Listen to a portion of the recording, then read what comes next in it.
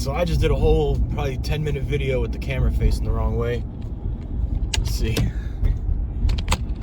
Oh, well, I have some audio at least while you're looking at the road I'm driving on. So I was talking about how I'm creating the reason I'm building No Shelf Life.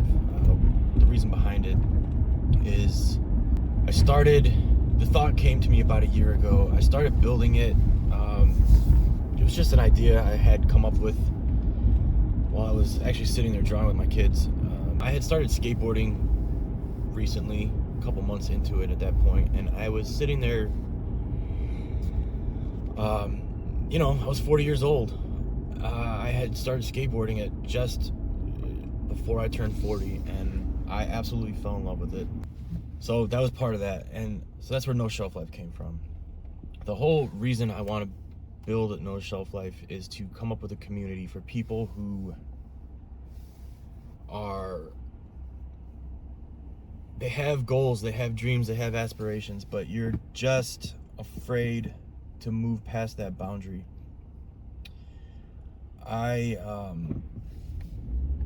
been working at a company. It's a family company I've been at we're having our 25th anniversary this February, actually, right now. I've been there pretty much the whole time. I started working there when I was 16 years old. And in that time, I have come up with any job that you can think of inside of that organization, leading all the way up to production, technical work, administration, human resources, financing, management, and all these things come into a place where it puts me in a very interesting skill set, in a very interesting, I would say, business acumen that not many people seem to have. It kind of comes with a certain setting that you're brought up with, and I was brought up that way. I was always working. I was always trying to figure out the next thing. I was always trying to build new systems. I was always trying to work on the next better way to do something and understand psychology and just managing people. And I was really terrible at all of these things at one point. And then eventually I started to get better at it. I'd just been doing it for so long. And now one day I wake up and I stopped. I had been drinking a lot and kind of had some personal issues, and everything was, my professional life was okay, but my personal life was not great. I started doing some self-improvements, I guess. And one of those things I stopped doing was drinking. I stopped drinking alcohol. It's been almost 2 years now. Which, if it's not for everyone, I get it. If you want to drink, go ahead. I'm not saying not to drink. For me, drinking became kind of problematic in a way that I didn't even realize that it was problematic. It was so normal to me, everything that was going on while I was drinking. So I got past the alcohol, and the further I got away from alcohol, the more I started to realize that I had been living inside of this bubble that I created for myself. It was very professional, very straightforward, very, it was a certain way about me that I acted towards people in my life, customers, vendors, employees, even myself, how I manage my own life, my own days, which is great. It's great. I won't take that away from me. I think it was really good and important, and it put me in a position to where I am right now. So I wouldn't trade any of it.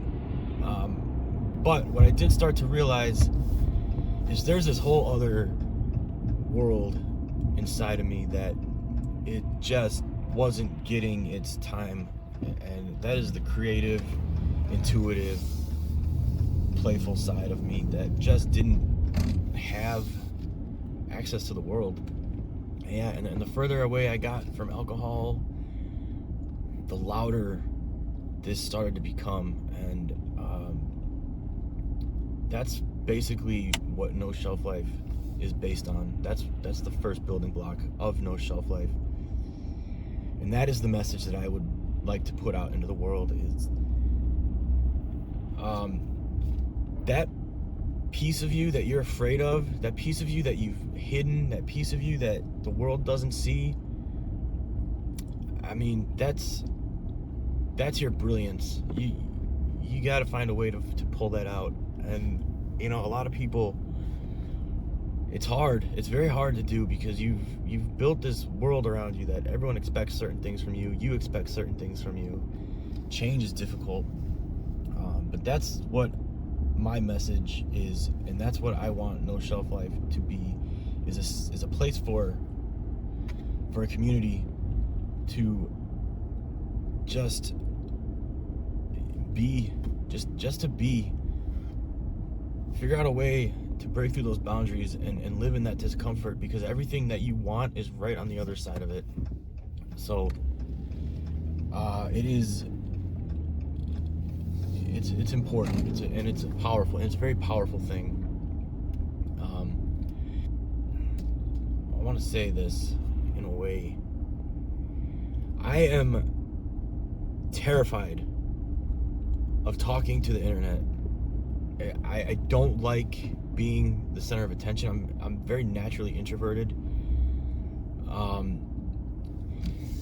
But as I do this, and I realize more and more that No Shelf Life, the build of No Shelf Life, is exactly the spirit of No Shelf Life. The more I do, the more I build it, the more pieces I put together, the more I realize that scary next step is the necessary next step. And this right here, right now, might very likely be my first long-form content that I'm going to post to YouTube.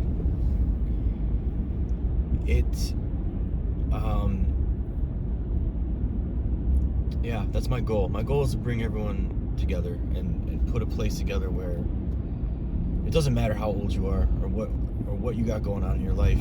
If you're afraid, or you're nervous, or you're too shy, or afraid of being judged, or any of that, man, that's where you gotta go.